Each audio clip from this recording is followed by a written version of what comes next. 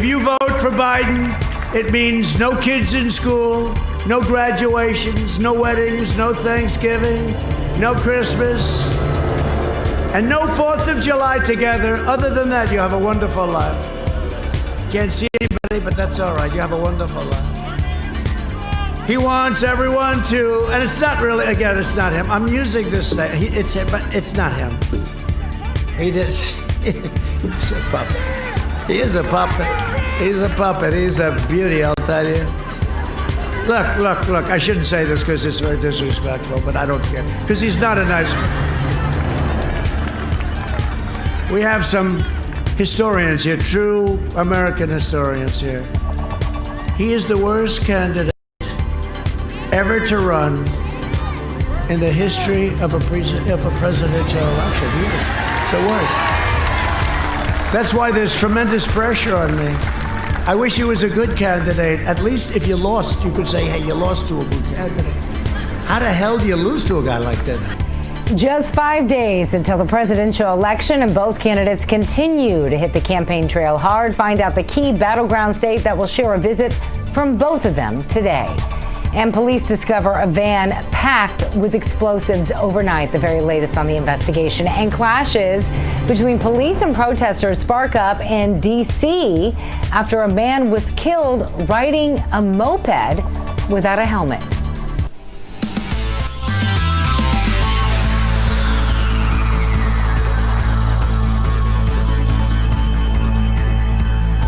Hello and welcome to News On. I'm Miranda. Thank you so much for joining us.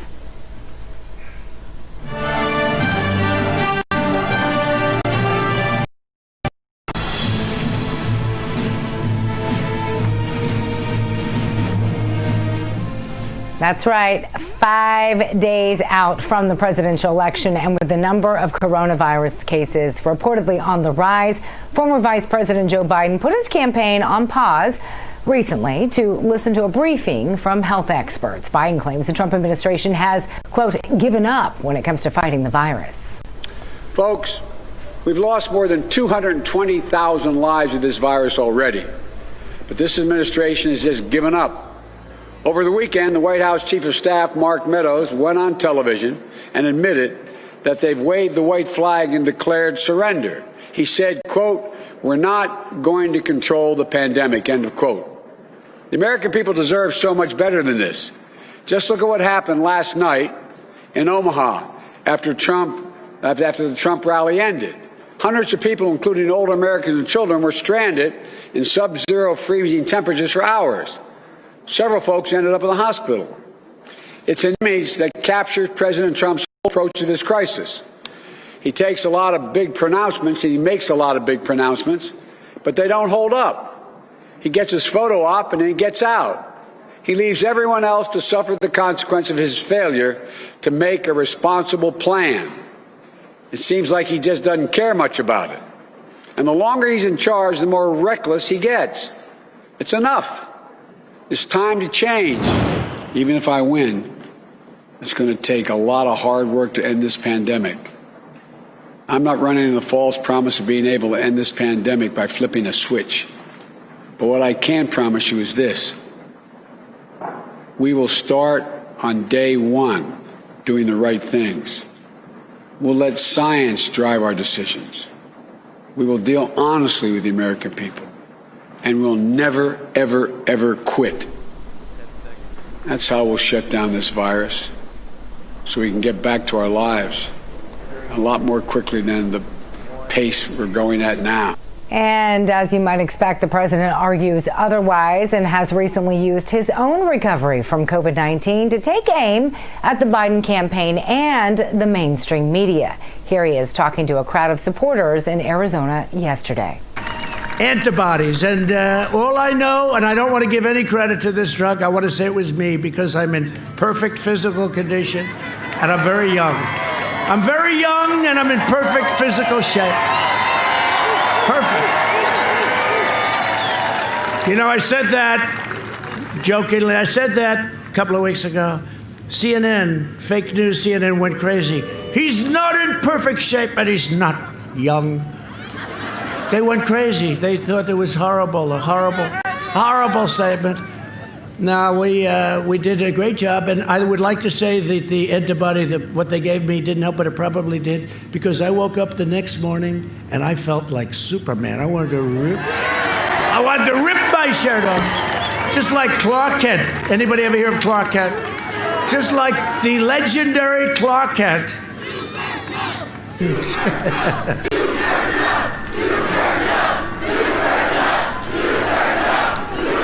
You know we're going to win the election, right? You know that. We're going to win. And from Arizona, we now head to Florida, where both candidates plan to make stops today. One of those stops will be in Tampa, where they will hold dueling rallies, if you will, just hours apart from each other.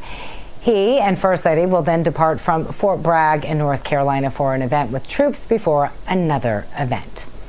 Voters in North Carolina will have more time for their absentee ballots to be accepted. Late yesterday, the Supreme Court declined to block lower court rulings, allowing 6 extra days for ballots sent by mail. This is being seen as a victory for Democrats in a presidential battleground state. The vote was 5-3 in that decision. On the issue of late arriving mail ballots in Pennsylvania, meanwhile, the court declined to take another look, leaving intact a lower court ruling. That ruling said the state must count ballots that arrive up to 3 days after the election. Newly confirmed Justice Amy Coney Barrett didn't take part in either ruling because she, quote, has not had time to fully review the parties' filings. A bomb squad continues to investigate after police in Philadelphia uncovered a van packed with explosives overnight. Officers found propane tanks, torches, and what looks like dynamite sticks inside the cargo van at Logan Circle. The discovery comes after unrest in the city over an officer-involved shooting there. Officers, as you may recall, shot Walter Wallace Jr. Monday afternoon after they say he came after them carrying a knife. Witnesses said she tried to tell officers her son, meaning the son of the man that was killed, had mental health issues. Meanwhile, unrest continues to erupt in the nation's capital this week over the death of a moped rider. Rioters blame police officers for his death and have reportedly thrown fireworks at them as a result. This is video, as you can see, of police officers pepper spraying protesters.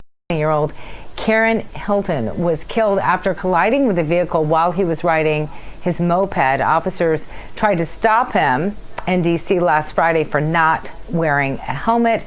According to local media, police body camera footage shows the officers pursuing him. And there's so much more to come here on News On, including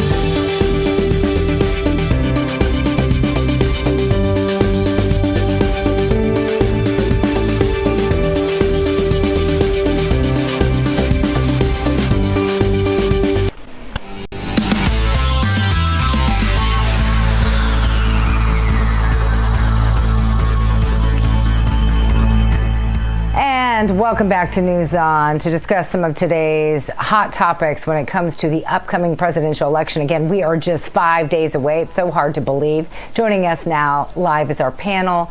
Sandra Solon, she's a Republican strategist with Capital Solutions out of Denver, where it is still morning there, but afternoon elsewhere. And Christina Anello, a senior Democratic strategist with Farrock Strategies out of D.C. Thank you, ladies, so much for joining us here on Thursday. Appreciate it.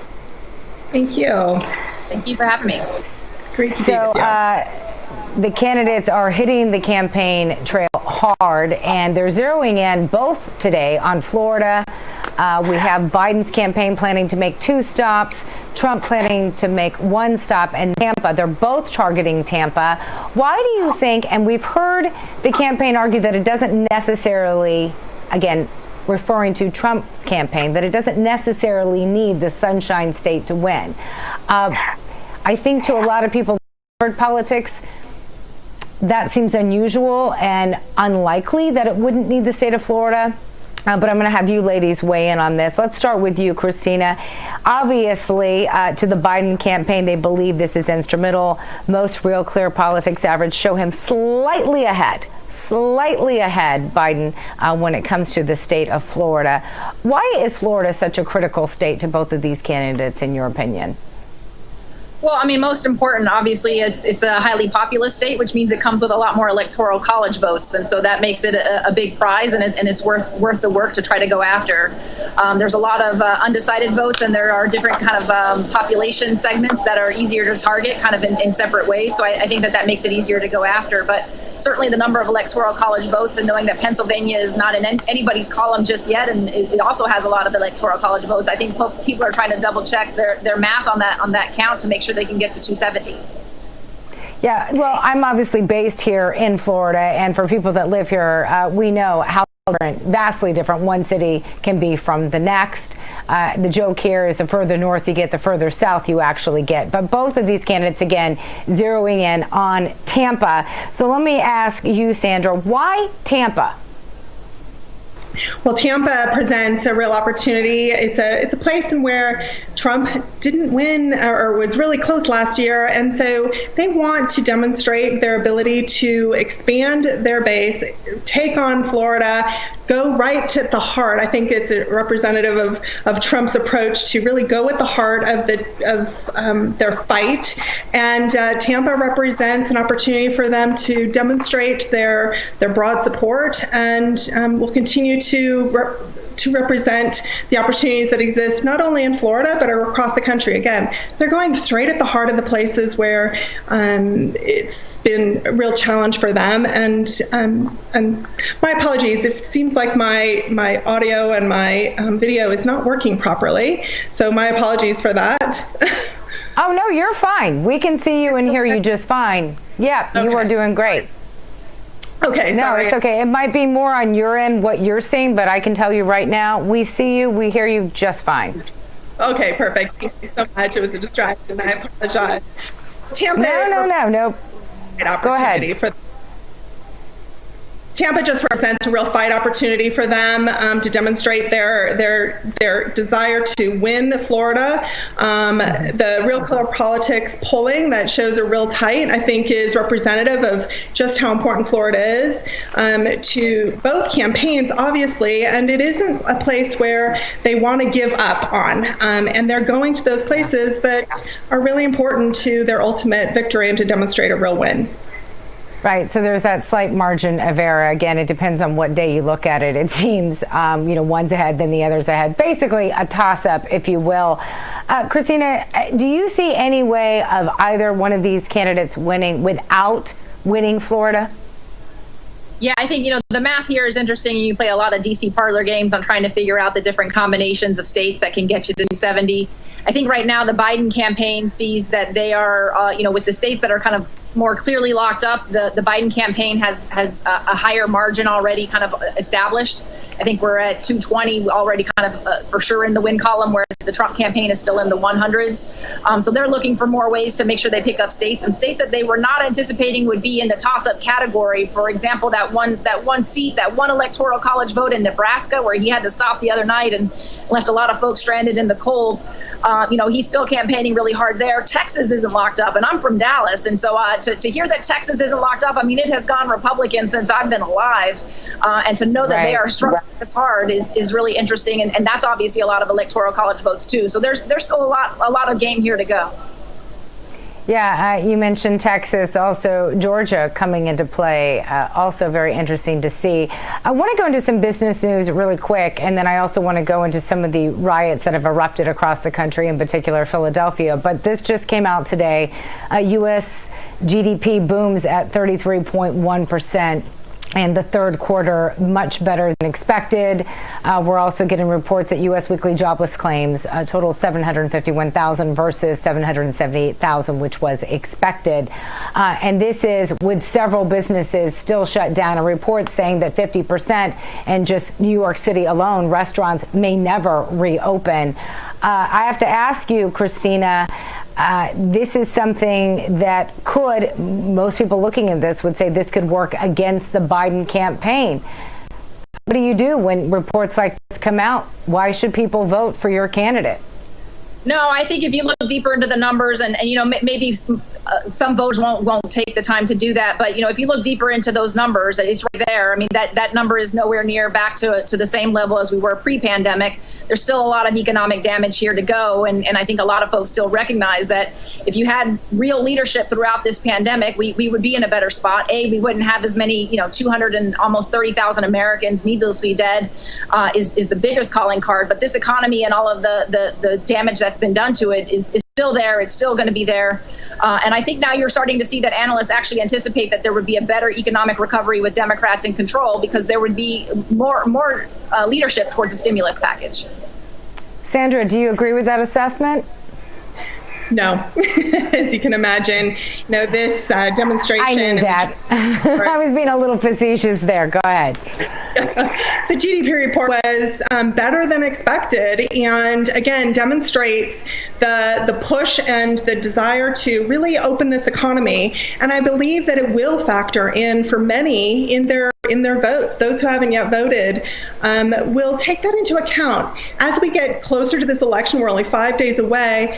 The reflection upon the pocketbook, on the personal economic stability really is beginning to take hold. And this demonstration of the economic growth in this environment is remarkable. And the question becomes for voters, do you want to continue down this path, or do you want to take a chance on what coming forward with the Biden campaign? Ultimately, his plans are really questionable about their impact potentially on this economy. I think it's fair to suggest that there could be economic recession with the proposals that are being put forward by Vice President Biden at this point. And the question becomes, do you want sort of continuation of what we know, or something that we're unfamiliar with in territory from a policy perspective? So we're getting really close, and pocketbook becomes really essential. We are running out of time, but real quickly, I mentioned some of the unrest unfolding in various cities, especially Philadelphia, where police discovered explosives in a van. Some are saying that this actually could work in Trump's favor. Real quickly, yes or no, because we are running out of time, but I want both of you ladies to respond to it. Christina, you first. Do you believe this will work in Trump's favor? I don't know. The law and order version of things that Trump puts out, the militia with their own IEDs and long guns and the kidnapping governors isn't the law and order that I'm in favor of. Now, certainly rioting is not okay, and we are not in favor of that either. But I think what we need to actually be able to quell and quiet that is somebody in the White House that can listen to it and not throw more accelerant on the fire. And last word to you, Sandra. We only have 10, 15 seconds now. Go ahead. Bottom line is absolutely, again, people are thinking about their personal safety, their personal economic security, and this most certainly, so close to the election, will factor. Ladies, thank you so much for your time. Hope to have you back on again. Thank you. Still ahead on News On, more information being discovered from this network when it comes to Hunter Biden, Joe Biden's son. We're going to give you the very latest details coming up after the break. You're watching News On.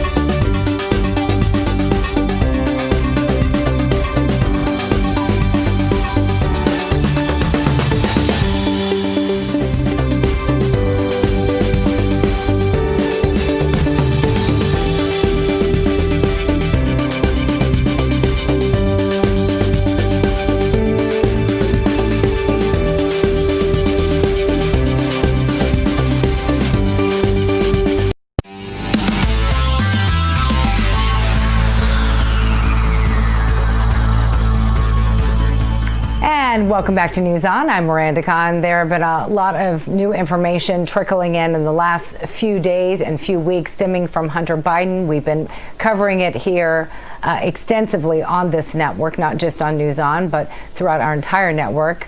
Real America's Voice. Also, our partners at Just the News have been covering it. And the latest information stems around Hunter Biden's laptop.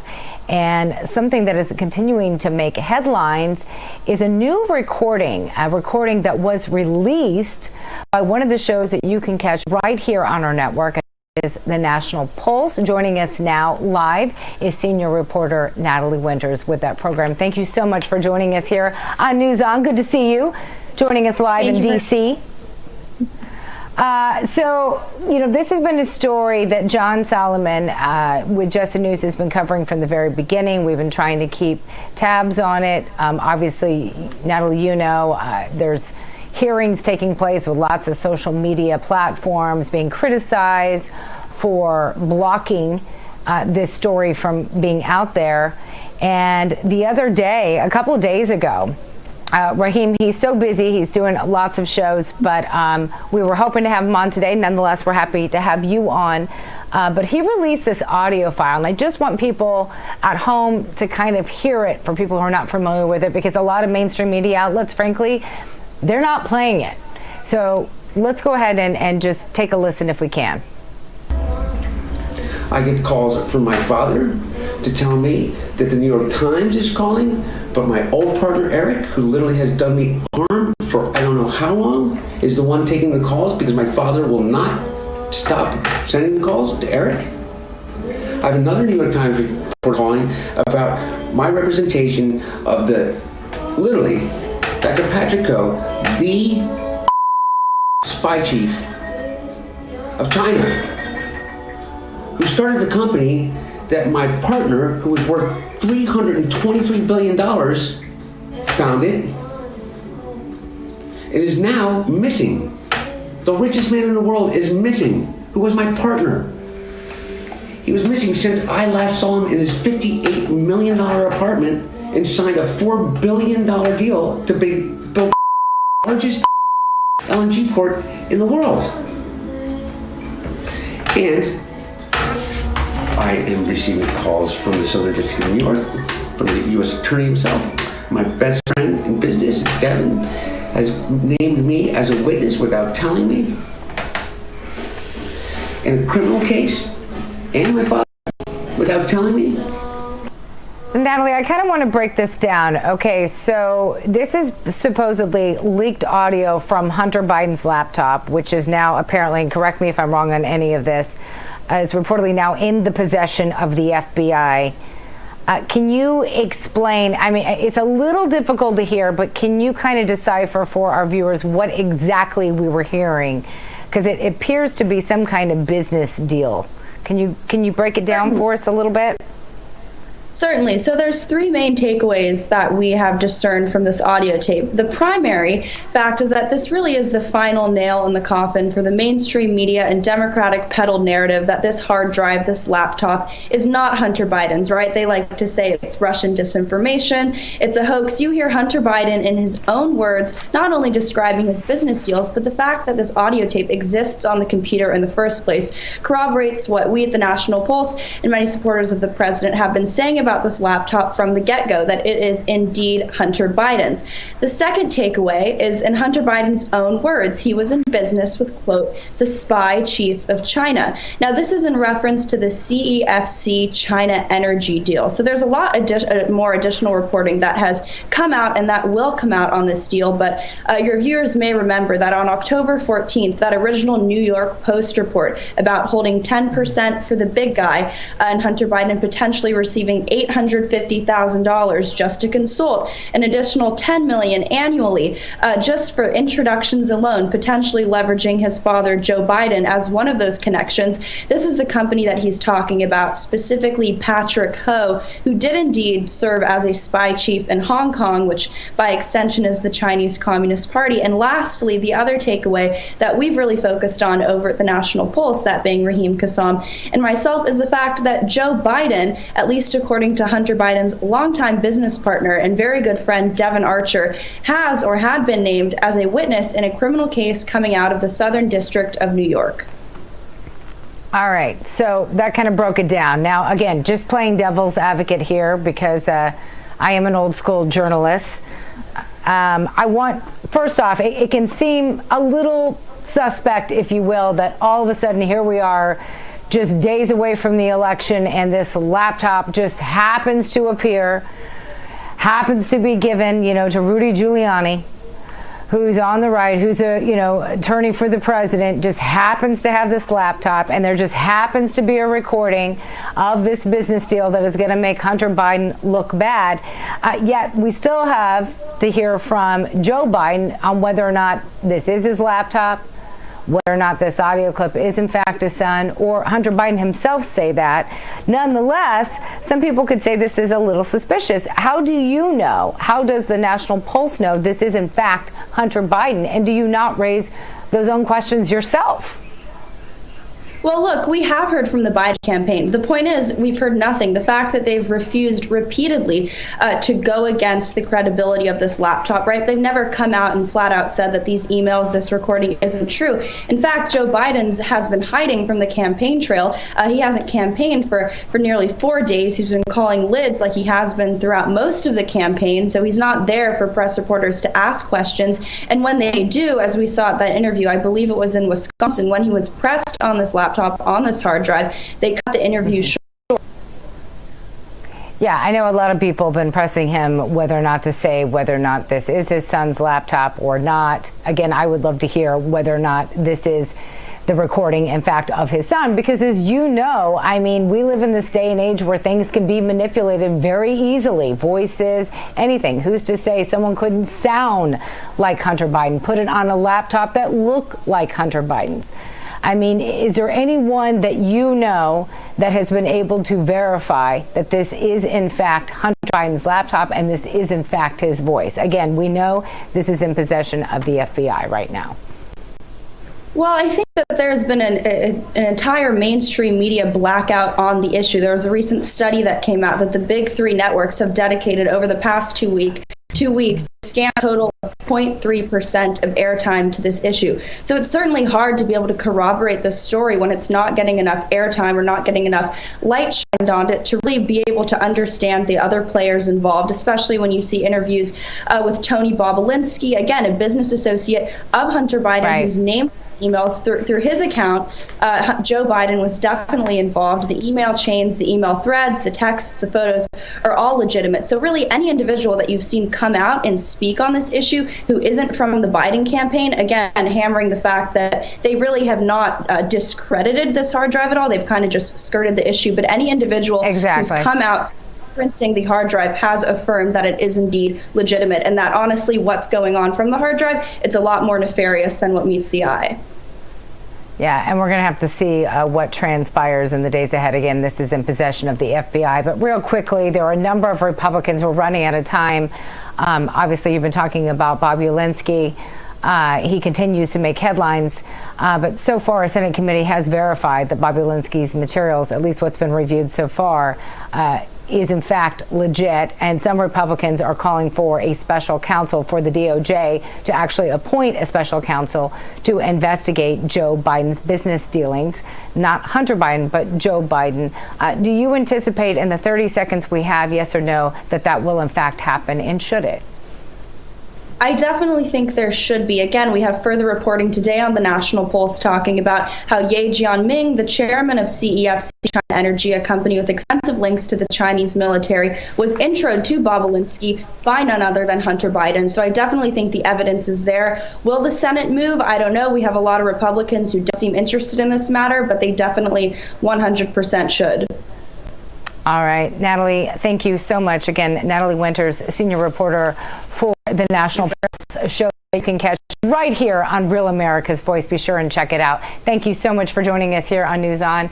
Keep us up to date on any further developments. And stick around here because we still have a lot more to come. We're going to take a look at the destruction after Hurricane Zeta continues its way actually across the United States. We'll be right back.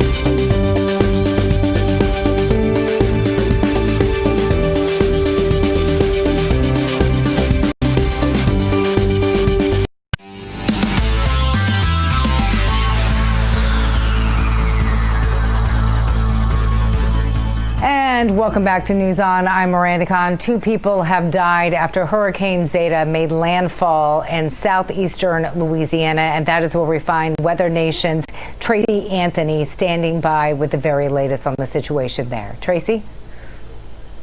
We are in New Orleans, and we've been here the last 36 hours for Hurricane Zeta. We were down in the French Quarter yesterday as Hurricane Zeta was making landfall. Now, sheets of rain as those winds were very powerful. We saw trees down and debris that was blown off some buildings. But the rain and the storm surge wasn't a huge issue.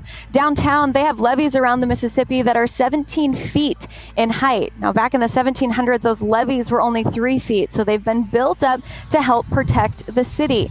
Now, the winds, though, was the big concern. The storm was moving very quickly, and we've seen that with the damage in the winds today. Now, Mother Nature helping out as cleanup begins. We've got blue sky, but as you see behind me, Lake Pontchartrain, we do still have some breezier conditions, nothing compared to yesterday, but we do still have some water coming over that lake wall. Now, just from walking on the grass, we can kind of tell how far that storm surge came on shore from Lake Pontchartrain, just up to about that pathway. Now, we're up on the levee, and the soil here is still rather dry, so the super significant as the storm was moving very quickly, and the storm surge did stay below the levees. So the big thing was the wind, and we're dealing with those power outages. So a majority of the region is without power today, and hundreds of crews have been shipped in, and they're working to clear things up. Oh, man, that state has been hit so hard. Just a record year for the state of Louisiana. Just my heart goes out to you as someone who lived in Lake Charles, Louisiana, which again is closer to the Texas border. I feel for you. There have been 5 storms that have hit that poor state this year.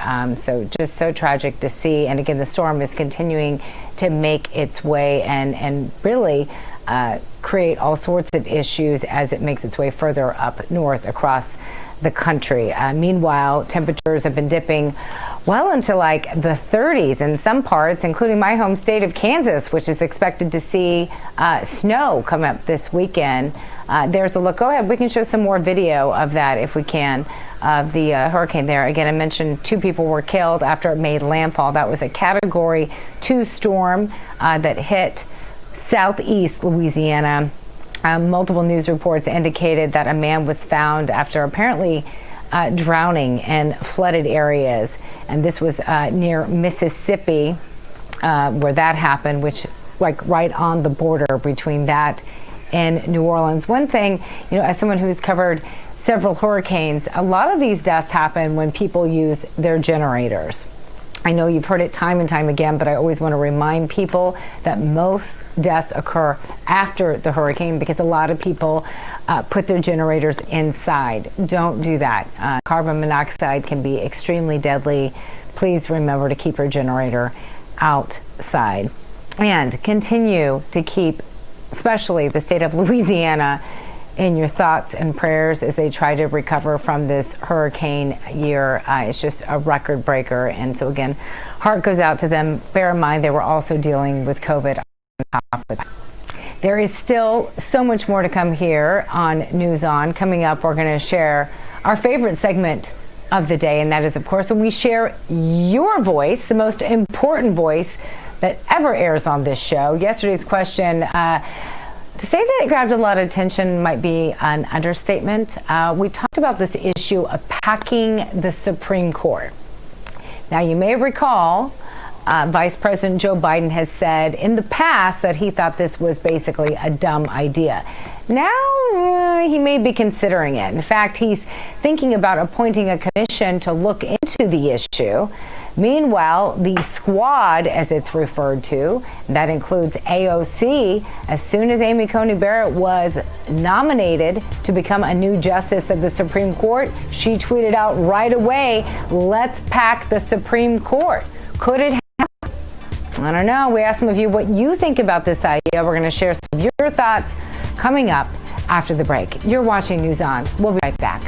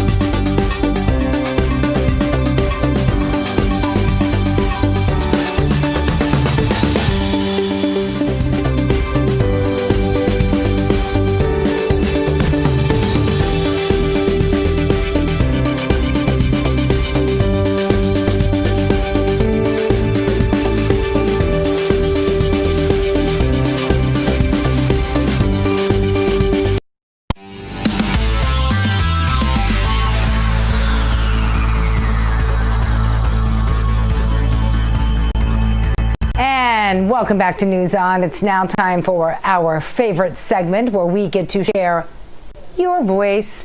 Now you can help us do that by joining our community platform that you can find on our website. Again, that's americasvoice.news. You can also find us all over social media at Real America's Voice and Real MirandaCon. We received some great opinions from all of you, so let's just jump right in, shall we? We have a lot to get to. First, our question from yesterday, and here it is. Should the Supreme Court be expanded? First response is from Brian Power on Facebook, and he says this: they need to expand their brains, not the Supreme Court. Thank you, Brian. Our next response is from Aaron Shore, who says this: good. Hopefully, by achieving this, women's rights, women of color, and LGBTQTA plus rights will be well protected and won't be thrusted back to 1951. Thank you, Aaron. Next, we have Joshua Matthew from Instagram, who says this: I think this is the most controversial topic. In my opinion, Supreme Court should not be expanded and should be limited to 9, but expanding the court isn't unconstitutional. There is no law that prohibits to expand the court. Thank you for your opinion, Joshua. Great to hear from you. Next, we have Dance Stash and Mary Alice Haas on Instagram, who both say this: absolutely not. Think they know each other? And Parker Plotkin from Facebook with a different opinion, saying simply, perfect. Do it. Thank all of you. And John Harris from Facebook as well says this: the Constitution doesn't say it needs to be 9 members of the Supreme Court. How many there are is meaningless as long as it is fairly balanced. Thank you, John.